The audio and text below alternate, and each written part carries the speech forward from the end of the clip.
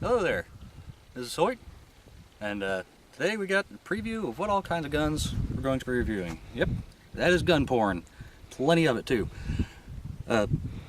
We have the Ruger Mark III 2245, the Taurus Judge, I'm pretty sure every one of you recognizes that, a FEG Hungarian Makarov Walther knockoff, a proper Makarov, and a Taurus 38 Special.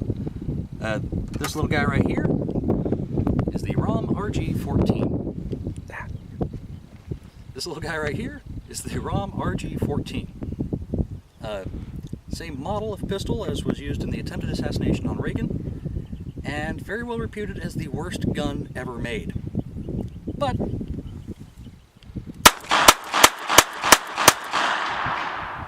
this one works perfectly.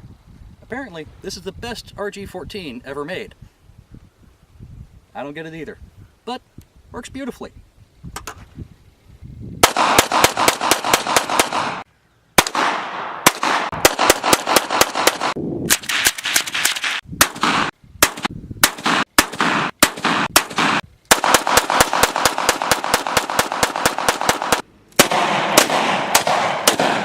Here we are. Here's your pistol preview.